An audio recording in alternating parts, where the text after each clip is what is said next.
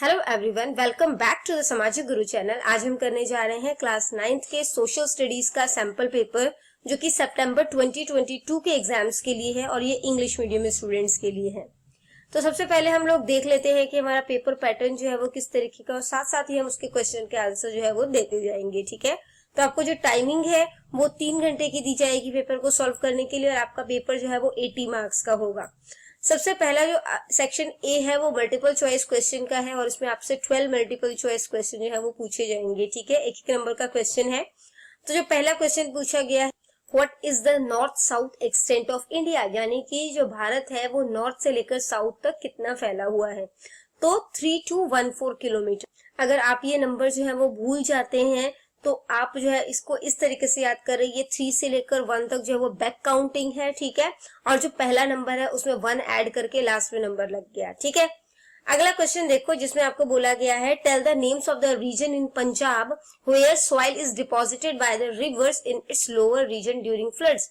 तो फ्लड्स के टाइम में, ठीक है, जो रिवर जो है वो मिट्टियां लेकर आती है अपने साथ, तो वो जो है वो लो लाइंग एरियाज में या लोअर रीजन्स में जो है वो डिपॉजिट हो जाती है। उन्हें क्या कहा जाता है? उन्हें कहा जाता है बेट्स। ठीक है, नेक्स्ट क्वेश्चन है the soils of this area are porous and various chos flows in this area. Cho is found at every 1 kilometer in this area. Which area is this? तो यहाँ पे हर 1 किलोमीटर पे जो है वो एक चो मिल जाता है। ठीक है, ये जो है वो काफी ज्यादा इसकी सॉइल पोरस होती है। तो ये कौन सा एरिया है? Kandi area. Which of the following is a rabi crop, इसमें से कौन सा जो है वो रबी की फसल है? तो वीट भी होता है, बार्ले भी होता है और ग्राम भी होता है। तो करेक्ट ऑप्शन हो गया all of the above. Next question है which of the following is not a natural resource, इसमें से कौन सा प्राकृतिक संसाधन जो है वो नहीं है, या प्रकृति कह सकते हो, हमने प्रकृति ने नहीं दिया तो प्राकृतिक संसाधन नहीं है, तो कौन सा? कंप्यूटर। ठीक है, which of the following state has the lowest rate of unemployment, बेरोजगारी की दर यहाँ पे सबसे कम है, कौन सा स्टेट? राजस्थान में। This area which lies between the Chenab and the Jhelum is called, तो चेनाब और झेलम के बीच में जो एरिया पड़ता है उसे क्या बोला जाता है? चज दोआब। ठीक है, this Guru road Balbodh in Gurmukhi script, Gurmukhi script में जो है वो बालबोध जो है वो किन गुरु ने लिखी थी? उन गुरु का नाम बताना है आपने, Shri Guru Angad Dev ji. What part of income was requested by Guru Angad Dev ji to be donated at Dasvandh, तो गुरु अर्जन देव जी जो है उन्होंने दशवंध जो है वो मतलब कि कितना पार्ट जो है वो इनकम का, उसको दशवंध बोला जाता है। तो नाम से आपको पता चल जाएगा 10 यानी 10th। ठीक है, तो 10th पार्ट। नेक्स्ट क्वेश्चन है in ancient India a 30 members committee was elected by the citizens on the basis of adult franchise for 1 year to run the administration of this administrative unit. Which unit was this, यानी कि जो मतलब कि प्राचीन भारत था उस time में जो एडमिनिस्ट्रेटिव यूनिट था, यानी कि जो प्रशासनिक इकाई थी, उसमें प्रशासन को चलाने के लिए 1 वर्ष के लिए वयस्क मताधिकार के आधार पर नागरिकों द्वारा 30 सदस्यों जो है उनका समिति का चयन किया गया। तो ये कौन सी इकाई थी? इसे बोला जाता था उर्व। ठीक है, नेक्स्ट है इन India people have freedom of speech and expression, लोगों को बोलने का अधिकार, अपने आपको अभिव्यक्त करने का अधिकार है। To assemble and to form association, ठीक है, संस्था बनाने का अधिकार है, एकजुट होने का अधिकार है। This is essential condition for the success of democracy, ये किसी भी डेमोक्रेसी के लिए एक जरूरी चीज है। What would we call this trait, तो इस ट्रेट को हम क्या बोलते हैं? तो ये पॉलिटिकल इक्वालिटी है। ठीक है, नेक्स्ट क्वेश्चन जो है वो बोला गया है many scholars have contributed in the framing of Indian constitution, काफी सारे जो विद्वान है उन्होंने इंडियन कॉन्स्टिट्यूशन को बनाने में अपना योगदान दिया है। But 1 person is called the father of Indian constitution, लेकिन इनमें से किसी एक को भारतीय संविधान के पिता कहलाने का दर्जा प्राप्त है, और वो कौन है? ठीक है, तो वो है doctor BR Ambedkar. Section B को करने से पहले अगर आपको हमारी वीडियोस पसंद आती है, हमारी वीडियोस आपके लिए किसी भी तरीके से हेल्प, तो चैनल को फटाफट से सब्सक्राइब कर दो। आगे करते हैं सेक्शन बी। इसमें आपसे बोला गया है 1 वर्ड या 1 सेंटेंस में आंसर देना है। 1 नंबर के क्वेश्चन है व्हाट इज द ऑफिशियल और constitutional name of India, India का जो संवैधानिक नाम है वो क्या है? वो है रिपब्लिक ऑफ इंडिया। ठीक है, नेक्स्ट है फुल फॉर्म पूछी गई है पेप्सो की, तो Patiala and east Punjab states union. ठीक है, नेक्स्ट क्वेश्चन देखते हैं हम लोग। इसमें बोला गया है in how many categories the Indian archaeologies are divided, in, यानी जो इंडियन द्वीप समूह है उनको जो है वो कितनी कैटेगरी में जो है वो बांटा जाता है, ठीक है। तो दो कैटेगरी में बांटा जाता है, अंडमान एंड निकोबार आइलैंड और दूसरा है लक्षद्वीप आइलैंड, ठीक है। नेक्स्ट क्वेश्चन है what is the meaning of economics. Economic का मतलब क्या है, अर्थशास्त्र का मतलब क्या है। तो इकोनॉमिक्स जो है वो एक स्टडी है of unlimited human wants and the activities done to satisfy these wants through limited resources. तो इकोनॉमिक्स जो है वो एक अध्ययन है जिसमें जो है हम लिमिटेड रिसोर्सेज का, सीमित संसाधनों का उपयोग करते हुए जो इंसान की अनंत इच्छाएं हैं, ठीक है, अनलिमिटेड ह्यूमन वांट्स है, उसको पूरा करने की कोशिश करने के लिए हम कोई ना कोई काम करते हैं, ठीक है। नेक्स्ट क्वेश्चन है give 2 examples of secondary sector. तो देखो सबसे पहला होता है प्राइमरी सेक्टर, ठीक है, जो एग्रीकल्चर बेस्ड होता है। सेकेंडरी सेक्टर होता है जो इंडस्ट्रियल बेस होता है, ठीक है, जो एग्रीकल्चर जो प्रोडक्ट है या एग्रीकल्चर जो है उसको रॉ जो है वो प्रोवाइड करता है, ठीक है। तो वो जो है सेकेंडरी सेक्टर का पार्ट हो जाएगा। और जो सर्विस सेक्टर होता है उसको हम कहते हैं टेरिटरी सेक्टर, ठीक है। तो जैसे कि जो जैगरी है, ठीक है, वो बनाना, जो शुगर केन है वो कहाँ से मिलेगा, प्राइमरी सेक्टर से, रॉ मटेरियल हो गया और उससे जैगरी बना दी गई। दूसरा हो गया कॉटन क्लॉथ बनाना रॉ कॉटन से, ठीक है, रॉ कॉटन मिल गया एग्रीकल्चर से, उससे जो है वो कॉटन क्लॉथ बना देना, ठीक है। नेक्स्ट है आपका what state with highest literacy rate is. सबसे ज्यादा जो है वो साक्षरता दर कौन से स्टेट में है, केरला में। What do you understand by जजिया। तो आप जजिया से जो है वो क्या समझते हो। तो जजिया was a type of tax। तो जजिया जो है वो एक तरीके का जो है वो कर है, ठीक है। Ruler which Mughal rulers collected from non Muslim population in lieu of their protection। जिसे कि मुस्लिम शासक जो है, ठीक है, वो गैर मुस्लिम आबादी से वसूल किया करते थे। Who was known as मंजीदार। मंजीदार जो है वो किन्हें बोला जाता था, The head of the मंजीज was called मंजी। तो जो मंजी के मुखिया को जो है वो मंजीदार बोला जाता था। Who sat on the Manji and preached Sikhism। जो कि मंजी पर बैठकर सिख धर्म का प्रचार किया करते थे। They acted as a between Guru Sahib and the संगत।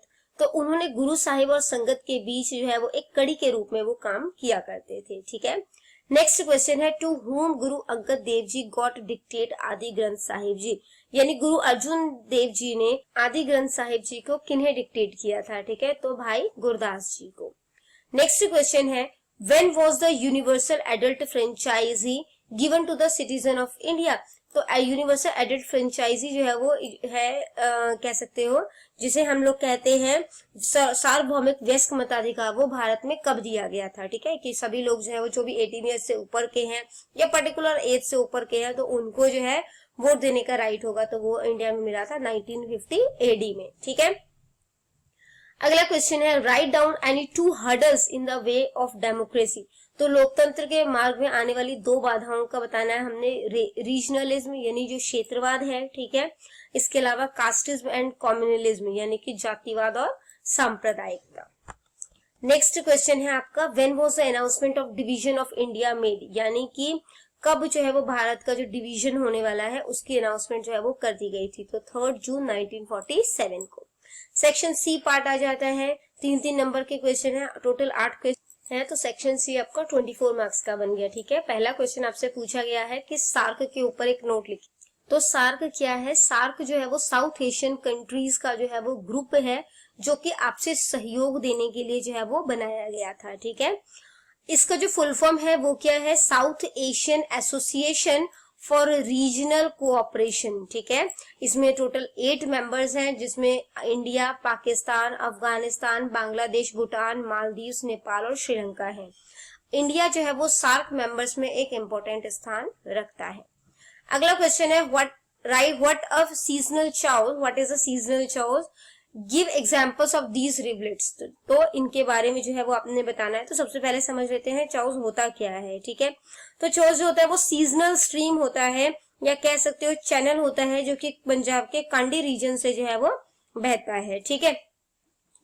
तो few chaos flows in the rainy season.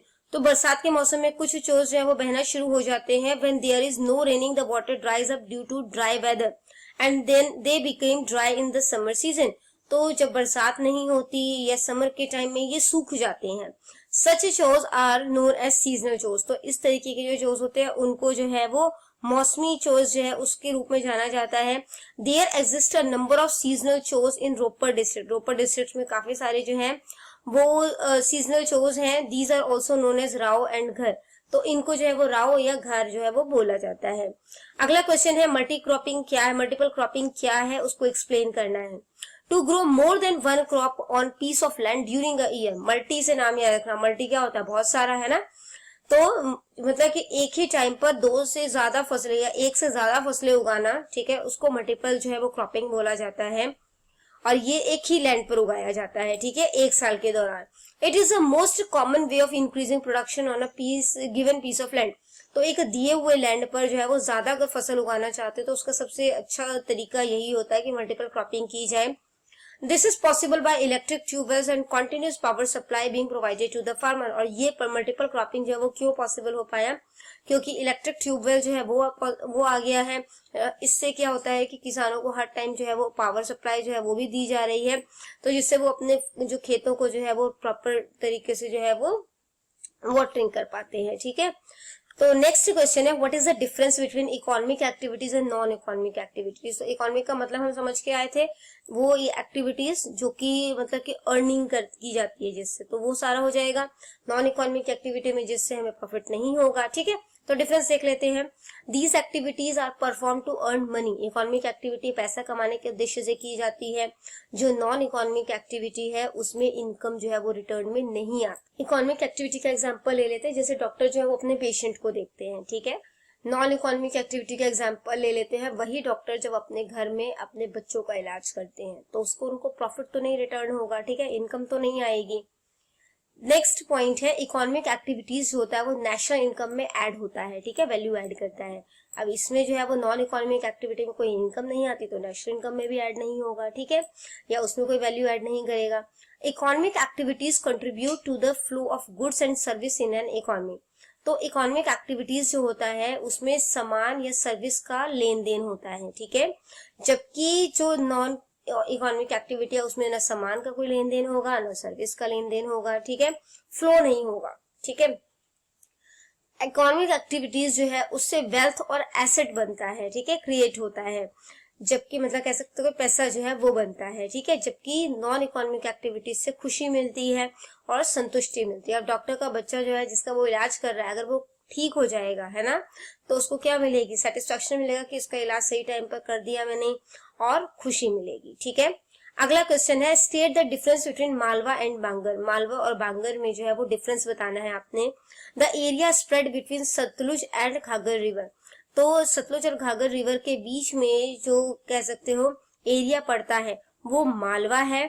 Major cities of this region are Ludhiana. इसका जो मेजर सिटीज है वो कौन कौन से हैं, लुधियाना, पटियाला, नाबा, संगरूर, फरीदकोट, भटिंडा, फजीलका, ठीक है।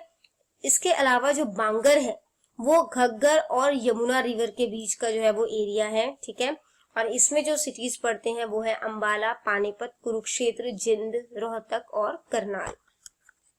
अगला क्वेश्चन है उसमें आपको बोला गया है कि अमृतसर की नींव जो है वो किस तरीके से रखी गई है, ठीक है, उसके बारे में जो है वो आपने बताना है।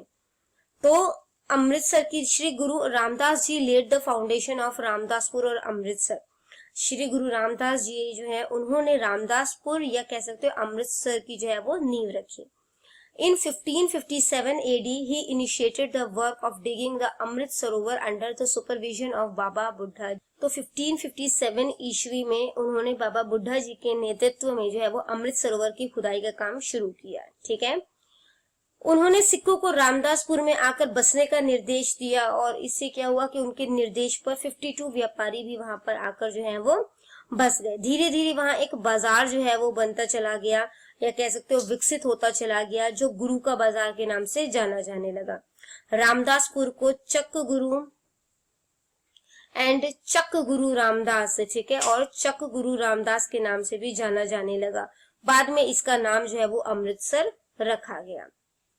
अगला क्वेश्चन देखते हैं, कह रहा है what do you mean by universal adult franchise, कि यूनिवर्सल एडल्ट फ्रेंचाइजी जो है उससे आप क्या समझते हो। The constitution of India provides right to vote to all adults Every adult who has initiated the age of 18 has the right to vote without discrimination of caste, class, color, creed. तो इसका मतलब है कि भारत का संविधान जो है वो सभी वयस्कों को वोट देने का अधिकार प्रदान करता है, ठीक है। और भारत में जो एडल्ट्स की एज है वो 18 प्लस है, ठीक है। तो प्रत्येक वयस्क जिसने कि 18 वर्ष की आयु को प्राप्त कर लिया है उसे बिना किसी जाति, वर्ग, रंग, पंथ या धर्म और लिंग के भेदभाव के बिना मत देने का यानी कि वोट देने का अधिकार जो है वो है, ठीक है। अगला क्वेश्चन है, how poverty is a threat to democracy, explain in brief. यानी कि गरीबी किस प्रकार से लोकतंत्र के लिए खतरा है, आपने उसे बताना है, ठीक है, संक्षेप में बताना है। Poverty is a big hurdle in the way of democracy. जो गरीबी है वो डेमोक्रेसी के मार्ग में बहुत बड़ी बाधा है। Many a time he does not use his right to vote properly. बहुत बार होता है कि वो अपना वोट देने का जो अधिकार है उसको सही तरीके से इस्तेमाल नहीं करता या कह सकते हो कर नहीं पाता। Poor people can't express his views freely. जो गरीब लोग होते हैं वो अपना जो ओपिनियन है, अपनी राय जो है वो फ्रीली सबको नहीं बता सकते। It poses a threat to democracy, जिसकी वजह से क्या होता है, ये जो है वो मतलब कि लोकतंत्र के लिए खतरा होता है। The rich becomes successful to buy the vote of the poor. तो जो अमीर लोग होते हैं वो गरीबों का वोट खरीदने में जो है वो सफल हो जाते हैं, ठीक है। और इसी वजह से जो गरीबी है वो डेमोक्रेसी के लिए खतरा है। अगला है सेक्शन डी पार्ट 4 मार्क्स के क्वेश्चन है, इंटरनल चॉइसेस क्वेश्चन होंगी इसमें, ठीक है। तो आपने जो है कोई 4 क्वेश्चन जो है वो अटेम्प्ट करने हैं। Give summarise information about any district following in Malwa region. Malwa region में पढ़ने वाले कोई भी जो डिस्ट्रिक्ट है उनके बारे में इंफॉर्मेशन देनी है। तो सबसे पहला है Barnala. It was made a district in 2006 में से डिस्ट्रिक्ट बनाया गया था। According to census survey 2011 Barnala was least populated district of Punjab. तो 2011 का जो सेंसस हुआ था उसके अकॉर्डिंग बरनाला जो है उसमें सबसे कम पॉपुलेशन है, ठीक है, पंजाब में। भटिंडा जो है is known as the heart of Malwa region. इसे जो है वो मालवा रीजन का दिल जो है वो भी कहा जाता है। First female Muslim ruler Razia Sultan stayed in Bathinda for some time. जो रजिया सुल्तान थी, ठीक है, वो भटिंडा में कुछ टाइम रही थी। Presently Bathinda is a major railway junction, और आज के टाइम में एक बड़ा रेलवे जंक्शन है, ठीक है।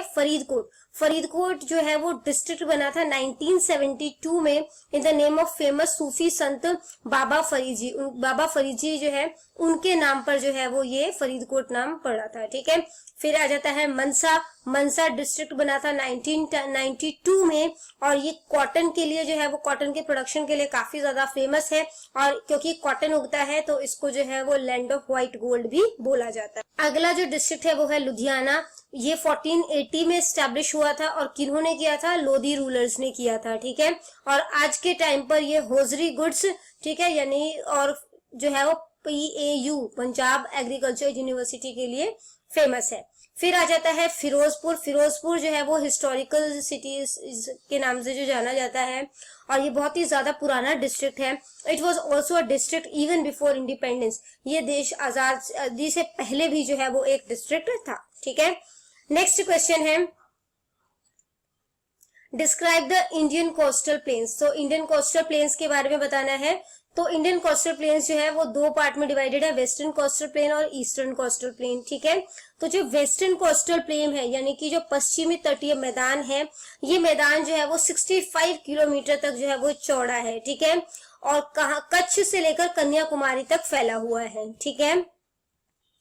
These are divided into 4 parts। ये 4 पार्ट में डिवाइडेड है। गुजरात का जो है वो प्लेन, ठीक है, कोंकण का प्लेन, मालाबार का प्लेन और केरला का plain. Plain of Gujarat are extended from Kutch to Khambhat and formed by alluvium deposit by rivers of Sabarmati. जो गुजरात का प्लेन है वो कच्छ से लेकर खम्बत तक फैला हुआ है, और ये एल्यूवियम डिपॉजिट जो कि साबरमती रिवर लेकर आती है उससे जो है वो बना हुआ है, ठीक है। माही, लूनी एंड तापी एक्सेट्रा। तो ये सारी नदियां, साबरमती के अलावा माही, लूनी और तापी नदियां जो एल्यूवियम सॉइल अपने साथ लेकर आती है उनसे बना हुआ है ये। Plains of Konkan are 500 kilometre long. जो कोंकण का प्लेन है वो 500 किलोमीटर जो है वो लंबा है, और ये दमन से लेकर गोवा तक जो है वो फैला हुआ है। Mumbai is the major port of this plain. Mumbai जो है वो यहाँ पे जो है वो कह सकते हो प्रमुख बंदरगाह है यहाँ पर, ठीक है। Plains of Malabar are 845 kilometre long. जो मालाबार का मैदान है वो 845 किलोमीटर लंबा है और ये जो है वो मैंगलोर से लेकर कन्याकुमारी तक फैला हुआ है। लार्जेस्ट लेक जो है इस प्लेन का, उसका नाम है वेम्बनाड। ठीक है, फिर आ जाते हैं ईस्टर्न कोस्टल प्लेन यानी पूर्वीय तटीय मैदान। ये जो है ये प्लेन वेस्ट बंगाल, उड़ीसा से कन्याकुमारी तक जो है वो ईस्टर्न साइड में जो है वो फैला हुआ है। These plains are found by alluvium, और ये जो है ये भी alluvium डिपॉजिटेड से बना है। लेकिन ये कौन कौन से रिवर के alluvium डिपॉजिट से बना है? महानदी, गोदावरी, कृष्णा, कावेरी और उनकी जो ट्रिब्यूटरी यानी कि उनकी जो सहायक नदियां हैं उन वो जो एल्यूवियम डिपॉजिट लेकर आते हैं उनसे ये बना हुआ है। पुलकित लेक जो है वो यहाँ का जो है वो फेमस लेक है। Chilka lake of Orissa is the largest saline water lake of India. तो उड़ीसा की जो चिल्का झील है, ठीक है, वो भारत के खारे पानी की सबसे बड़ी झील है और वो कहाँ पर है? ईस्टर्न कोस्टल प्लेन में। अगला क्वेश्चन है what is green revolution, how was it possible?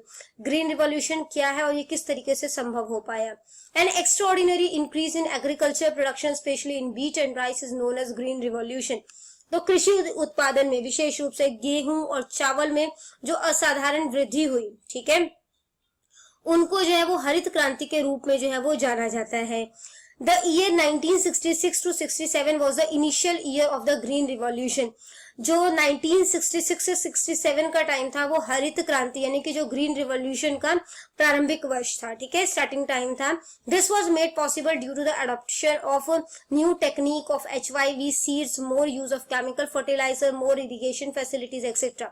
तो ये किस तरीके से पॉसिबल हुआ? हाई यील्डिंग वैरायटी सीड्स, ठीक है, अच्छी क्वालिटी की सीड्स होती है, उसका इस्तेमाल किया गया।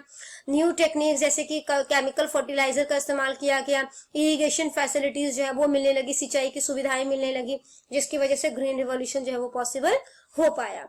फोर्थ क्वेश्चन है what are the steps taken by the government of India to spread education. Education को स्प्रेड करने के लिए भारत सरकार द्वारा कौन कौन से कदम जो है वो उठाए गए हैं? During the 11th 5-year plan the government spends rupees 3766.90 crore for education. इतना रुपीज जो है वो उन्होंने खर्च किए। The number of educational institute increase 4 folds. जो एजुकेशनल इंस्टीट्यूशंस हैं यानी कि जो शिक्षण संस्थाएं हैं वो 4 गुना जो है वो बढ़ा दिए गए हैं। Primary schools have been expanded in about 5 lakh villages in India. जो प्राइमरी स्कूल्स है, ठीक है, यानी कि 1st to 5th तक के जो स्कूल्स होते हैं वो 5 लाख के जो है वो स्कूल्स जो है वो गांवों में जो है वो खोले गए हैं। और Sarva Shiksha Abhiyan is a significant step toward providing compulsory elementary education to children in the age group of 6 to 14 years. 6 से 14 साल के बच्चों को एजुकेशन जो है वो कंपल्सरी प्रोवाइड कराने के लिए सर्व शिक्षा अभियान जो है वो भी चलाया गया है। Mid day meal scheme has been implemented to improve the nutritional status of children. स्कूलों में मिड डे मील की सुविधा जो है वो दी गई है, ठीक है, ताकि बच्चों का न्यूट्रिशन लेवल इंप्रूव हो सके। इसके अलावा गरीब के बच्चे होते हैं वो स्कूल क्यों नहीं जा पाते? क्योंकि वो मोस्टली टाइम जो है वो पैसा कमाने के लिए, ताकि वो अपना पेट भर सके, उसलिए वो स्कूल नहीं जाते हैं, ठीक है। तो इन बच्चों को जो है वो एक तरीके से लालच देकर स्कूल जो है वो भेजा जाता है ताकि उनको खाना भी मिल सके और अच्छी एजुकेशन भी मिल सके, ठीक है। Navodaya Vidyalaya were being established in each district to impart good education to the rural students specially the girls. Navodaya Vidyalaya जो है वो खोले गए हैं, ठीक है, ताकि जो मतलब कि पिंड वाले एरिया हैं, ठीक है, वहां पर जो है वो मतलब कि अच्छी एजुकेशन जो है वो दे सके, स्पेशली लड़कियों को।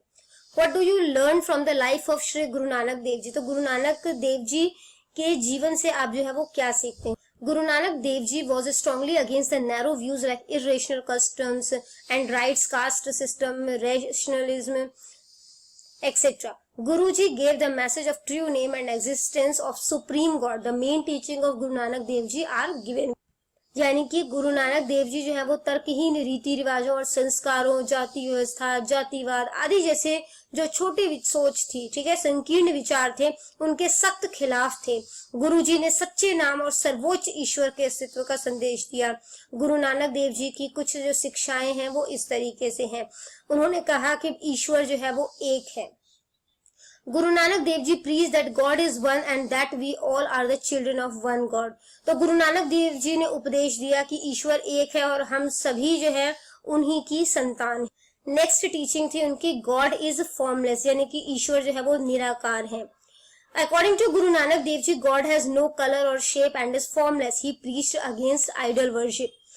तो गुरु नानक देव जी जो है उनके अनुसार ईश्वर का कोई रंग या आकार नहीं है, वो निराकार है, ठीक है। उन्होंने मूर्ति पूजा के खिलाफ जो है वो प्रचार किया था। फिर है God is omnipotent and omni present, ठीक है, यानी कि ईश्वर जो है वो सर्वशक्तिमान है और सर्वव्यापी है, ठीक है, मतलब ईश्वर जो है वो गुरु नानक देव जी के अनुसार ईश्वर जो है वो सर्वशक्तिमान है, सबसे ज्यादा पावरफुल है और हर जगह व्याप्त है, ठीक है, उनकी जो शक्तियां हैं वो असीमित है। गॉड इज एटर्नल, यानी कि ईश्वर जो है वो नित्य है, ठीक है। तो इस पॉइंट के अकॉर्डिंग क्या कह रहे हैं, गुरु नानक देव जी ने इस बात पर जोर दिया है कि ईश्वर जो है वो शाश्वत है और संसार जो है वो एक अस्थायी चरण है। इंपॉर्टेंस ऑफ गॉड्स हुक्म, तो भगवान के हुक्म का क्या महत्व है। According to Guru Nanak Dev ji, man should abide by the will और hukam of God, everything is false which is not according to the will of God, यानी कि गुरु नानक देव जी के अनुसार मनुष्य को जो है वो भगवान की जो नियम है, ठीक है, या हुक्म है, उनका जो है वो पालन करना चाहिए और सब कुछ जो है इसके अलावा जो है वो सब कुछ जो है वो मिथ्या है, फॉल्स है, जो ईश्वर की इच्छा के अनुसार नहीं है। गॉड इज मर्सीफुल, यानी भगवान जो है वो दयालु है, ठीक है, भगवान की नियमित प्रार्थना जो है वो हमें करनी चाहिए। गॉड इज ग्रेट, यानी कि ईश्वर महान है। गुरु नानक देव जी के अनुसार ईश्वर महान है और जो है वो and it is impossible to describe his greatness, और उनकी महानता का वर्णन करना जो है वो असंभव है। फिर आ जाता है social service. According to Guru Nanak Dev Ji, the person who did not love and respect all the creation of God could never achieve God. तो गुरु नानक देव जी के अनुसार जो इंसान जो है वो भगवान के जो क्रिएशन है, ठीक है, यानी कि जो उनकी संरचना है उससे प्यार नहीं करता, उसकी रिस्पेक्ट नहीं करता, वो भगवान को कभी भी प्राप्त नहीं कर सकता। Guru Nanak Dev ji occupies a high place in the history of the world. तो गुरु नानक देव जी का विश्व के इतिहास में जो है वो एक ऊंचा स्थान है। He opened a new path for the welfare of humanity through his teaching. उन्होंने अपनी जो है वो कह सकते हो टीचिंग के जरिए जो है वो एक नया रास्ता खोला इंसानियत का। He gave a message of universal brotherhood. उन्होंने जो है वो सार्वभौमिक भाईचारे का संदेश दिया। His teaching laid the foundation of Sikh religion. उनकी जो शिक्षाएं हैं उन्होंने सिख धर्म की नींव रखी। अगला क्वेश्चन है, what was the immediate cause of Shri गुरु अर्जुन देव जीज मार्टियरडम, यानी कि श्री गुरु अर्जुन देव जी की शहादत का तात्कालिक कारण क्या था। तो गुरु अर्जुन देव जी की शहादत जो है वो मई 1606 एडी में हुई थी। The major reason behind the martyrdom was Jahangir's fundamentalist religious policy. और इस शहादत का प्रमुख कारण जो है वो जहांगीर की कट्टरपंथी धार्मिक नीति थी। He wanted to curb the growing popularity of Sikhism. वे जो है वो सिख धर्म की बढ़ती लोकप्रियता को रोकना चाहता था। Guruji gave blessing to Khusro son of Jahangir. तो जहांगीर के पुत्र खुसरो को गुरुजी ने आशीर्वाद दिया। It was considered a political crime, ठीक है, इसे जो है वो एक राजनीतिक अपराध माना जाता था।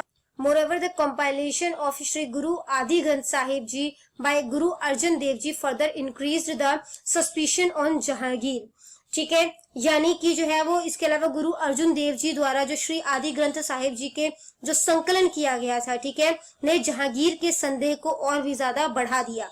The opponents of Guruji told Jahangir that lot is written in Shri Adi Granth Sahib against इस्लाम। तो गुरुजी के विरोधियों ने जहांगीर से कहा कि जो श्री आदि ग्रंथ साहिब है उसमें इस्लाम के खिलाफ जो है वो बहुत कुछ लिखा गया है। So Jahangir called Guruji to his court. तो इस वजह से जहांगीर जो है उन्होंने गुरुजी को दरबार में बुलाया। He ordered Guruji to write something on prophet Muhammad but Guruji refused his order. तो इसलिए जहांगीर ने जो है वो दरबार में बुला लिया और उन्होंने गुरुजी को पैगंबर मोहम्मद पर कुछ लिखने का आदेश दिया, लेकिन गुरुजी ने उनके आदेश को अस्वीकार कर दिया, मना कर दिया। So Jahangir issued an order to put Guru Sahib to death by torture. तो इसलिए जहांगीर ने गुरु साहिब को यातना देकर मौत के घाट उतारने का आदेश जारी कर दिया, ठीक है। नेक्स्ट क्वेश्चन है हमारा, explain in brief the basic principles of democracy, यानी लोकतंत्र के मूल सिद्धांतों को संक्षेप में बताइए। तो सबसे पहला जो है वो है the sovereignty of the people, यानी कि लोगों की संप्रभुता। Sovereignty resides in the people and the administration is run to accordance with the wishes of the people. तो प्रभु संप्रभुता लोगों में रहती है यहाँ पर, ठीक है, यानी सारी पावर कह सकते हो लोगों में रहती है और प्रशासन लोगों की इच्छा के अनुसार जो है वो चलाया जाता है। नेक्स्ट पॉइंट है रूल ऑफ पीपल, यानी कि लोगों का शासन। The administration is run by the people other directly और इनडायरेक्टली। तो यहाँ पे जो प्रशासन है वो प्रत्यक्ष या अप्रत्यक्ष रूप से लोगों द्वारा जो है वो चलाया जाता है, ठीक है। नेक्स्ट पॉइंट है रूलर्स आर इलेक्टेड, यानी कि शासक जो है वो चुने जाते हैं। तो जो थर्ड पॉइंट है हमारा वो है रूलर्स आर इलेक्टेड, यानी कि यहाँ के जो शासक होते हैं, ठीक है, वो लोगों द्वारा चुने जाते हैं। Final decision making power must lie with those elected by the people, और जो अंतिम निर्णय लेने की शक्ति जो है वो लोगों द्वारा चुने हुए लोगों के पास ही होनी चाहिए, ठीक है। फ्री एंड फेयर इलेक्शन, यानी कि स्वतंत्र और निष्पक्ष चुनाव। Democracy must be based on a free and fair election, जो लोकतंत्र है वो स्वतंत्र और निष्पक्ष चुनाव पर आधारित होना चाहिए। The ruling party should have a fair chance of defeat, यानी कि जो सत्ताधारी दल है उनके पास हार का उचित मौका भी होना चाहिए, ठीक है। उसके बाद है एडल्ट फ्रेंचाइजी, यानी कि वयस्क मताधिकार। तो लोकतंत्र में प्रत्येक वयस्क नागरिकों के पास एक वोट होना चाहिए और प्रत्येक वोट का मूल्य जो है वो होना चाहिए, मतलब वो बराबर होना चाहिए, ठीक है। फिर है इंटरेस्ट ऑफ पीपल, यानी कि लोगों का हित। The administration is run in the best interest of the people, प्रशासन लोगों के सर्वोत्तम हित में चलाया जाना चाहिए। इसके बाद पॉइंट है आपका रूल ऑफ लॉ, यानी कि कानून का शासन। तो लोकतंत्र जो है वो कानून के शासन पर आधारित होना चाहिए, ठीक है। कानून सर्वोच्च होना चाहिए, कोई भी निकाय कानून से ऊपर नहीं होना चाहिए। फिर पॉइंट है अगला इक्वालिटी, यानी कि समानता। तो समानता लोकतंत्र का जो है वो एक बेसिक प्रिंसिपल है, यानी कि बुनियादी सिद्धांत है, ठीक है। Everybody enjoys the right of equality, सभी को समानता का अधिकार प्राप्त है, ठीक है, और स्वतंत्रता का अधिकार प्राप्त है। नेक्स्ट है फंडामेंटल राइट्स, यानी कि मौलिक अधिकार। तो लोकतंत्र में नागरिकों को मौलिक अधिकार भी दिए जाते हैं जो कि न्यायपालिका द्वारा संरक्षित होते हैं, ठीक है। मतलब कि अगर उन अधिकारों का कोई हनन करता है तो हम न्यायालय की शरण में जा सकते हैं। अगला क्वेश्चन है India is a secular state, explain this statement, यानी कि जो भारत है वो एक धर्मनिरपेक्ष राज्य है, इस कथन की आपने जो है वो व्याख्या करनी है, ठीक है।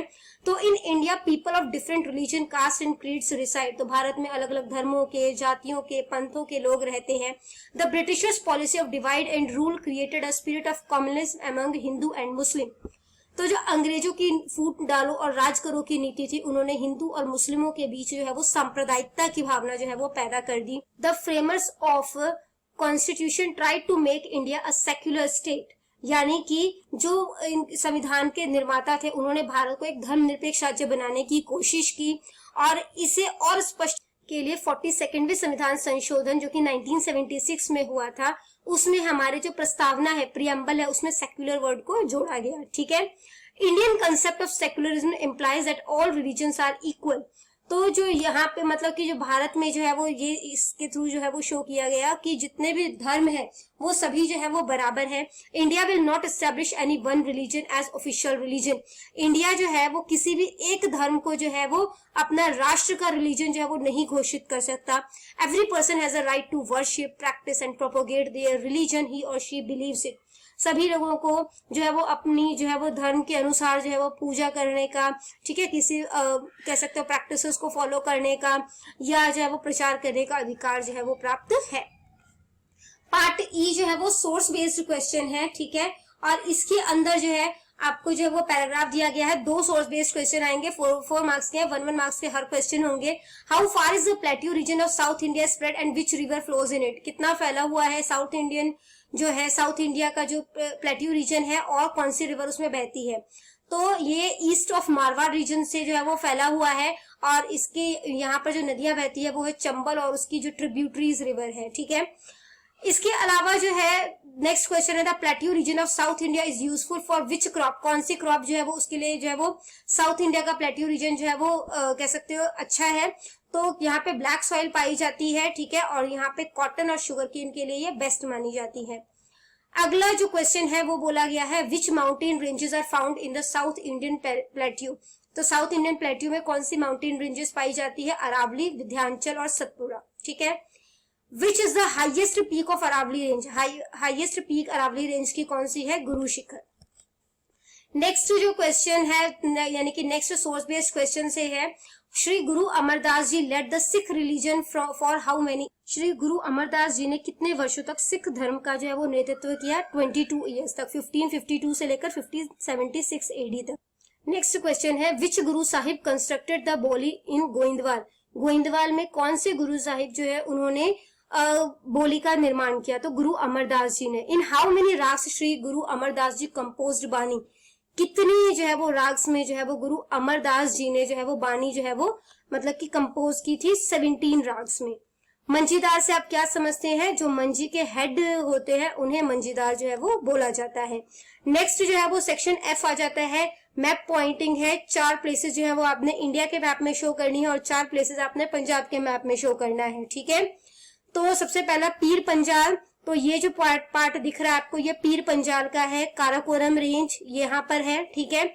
छोटा नागपुर प्लेट्यू जो है वो आपको झारखंड में मिल जाएगा। फिर मालवा प्लेट्यू जो है वो राजस्थान में इस साइड पड़ेगा, ठीक है। और बोला है neighbouring island country of India, वो है हमारा श्रीलंका, ठीक है। नेक्स्ट जो हमारा मैप पॉइंटिंग है वो है कि पंजाब में जो है पुराने पंजाब के मैप में यानी कि बिफोर पार्टीशन जो मैप है उसमें आपने जो है वो तोची पास, ब्यास रिवर, रावी रिवर, बोलन पास और गोमल पास शो करना है, ठीक है। तो सुलेमान रेंज में ये जो सेकंड वाला ये है ये तोची पास है, ये जो थर्ड वाला है वो गोमल पास है और ये वाला जो है वो बोलन पास है, ठीक है। उसके बाद ये जो ग्रीन कलर की रिवर दिख रही है आपको ये रावी रिवर है और जो ये वाला रिवर दिख रहा है वो है ब्यास रिवर, ठीक है। तो यहाँ पर हमारा मैप पॉइंटिंग भी खत्म हो जाता है। सारा सैंपल पेपर हमने सॉल्व कर लिया। इनकेस फिर भी आपको कोई डाउट है तो आप कमेंट सेक्शन में क्वेश्चन कीजिए, आपको रिप्लाई मिल जाएगा। Thank you very much.